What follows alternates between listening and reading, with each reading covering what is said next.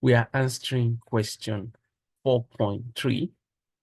Now, in question 4.3, they want us to determine the values of x where g of x is greater than 0. That is the value of the values of x where g of x is positive.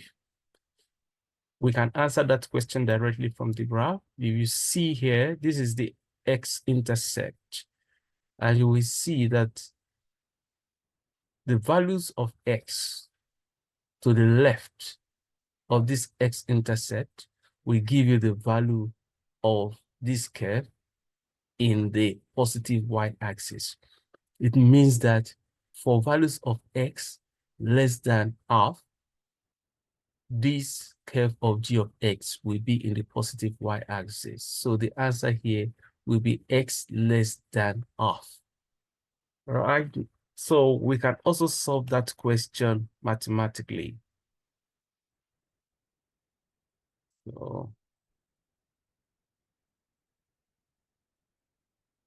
So g of x, right, is said we are looking for the values of x for which g of x is greater than 0.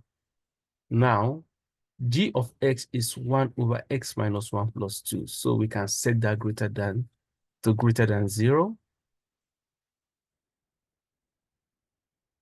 So we can take the plus 2 to the other side. It becomes negative 2.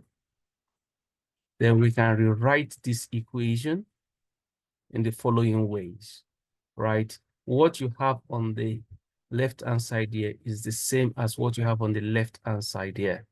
We just use the principle of indices to express that. Next, we will look for a way to remove this negative 1. To remove that negative 1, we can multiply both sides by exponent negative 1. Now, once you multiply both sides by exponent negative 1, that switches this inequality sign from greater than to less than. So you have negative 2 exponent negative 1 on the right-hand side. Let's try to do that. So this negative 1 times negative 1 here becomes positive 1. So x minus 1 exponent 1 remains x minus 1. And on the other side, you have negative 2 exponent negative 1, and that will be equal to negative half. So we can transfer that negative 1 to the other side, and if we do that, it becomes positive 1. Now,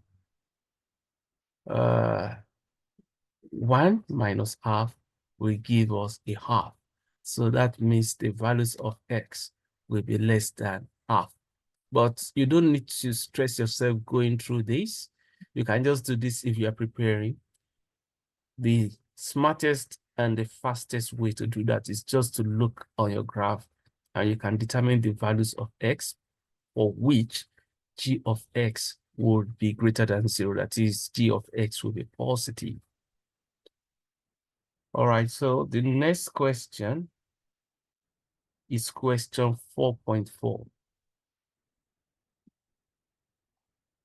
So for question 4.4, let's see what they're asking for. Determine the equation of the axis of symmetry of G for which, okay, determine the equation of the axis of symmetry of G which has a negative gradient. So for we to do that, we must draw the axis of symmetry on the curve, on the graph, right? To draw the axis of symmetry is simple. You just have to draw two diagonal lines across the point of intersection of the two asymptotes. Remember, the horizontal asymptote crosses the y-axis at 2, and the vertical asymptote crosses the x-axis at x equal to 1. So those are the two broken lines we have here. All right. So if you draw two diagonal lines, if you draw through that two diagonal lines through the point of intersection of the asymptote, those two diagonal lines are the axes of symmetry. Two important things that you need to note about the axis of symmetry is that for the negative axis of symmetry, that is the one that runs from the top left to bottom right, for that negative line, the gradient is always -1. It does not change. The gradient is -1, no matter the scenario you are considering. And for the axis of symmetry that runs from the bottom left to top right, that is the positive line, the gradient will be 1. That is always the case, no matter the function you are looking at. So the axis of symmetry, the positive one, would have a gradient of 1. In the question, they are particular about the axis of symmetry, and they said the one with the negative gradient. So it means that we are dealing with this negative axis of symmetry. Therefore, the gradient there would be -1. So how can we determine the equation of this line with a gradient of -1? We know that this broken line, this axis of symmetry, is a straight line. And the equation of a straight line is y equals mx plus c. Already we have our m, the gradient, which is -1. And our task now will be to calculate the value of c, the y-intercept. How do we do that? All we have to do is to locate a point on that line that has both x and y coordinates. And luckily, we have this point of intersection on that line, which has a coordinate of 1, 2. So now we just substitute the value of y equals 2 and x equals 1 into this. So we took this 1, 2 from this point. So it means the coordinate of x there is 1 and the coordinate of y is 2. So we substitute those values into this equation. So that is what we have here. Y is 2.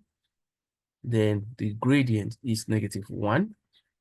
The x value is 1. Then plus c.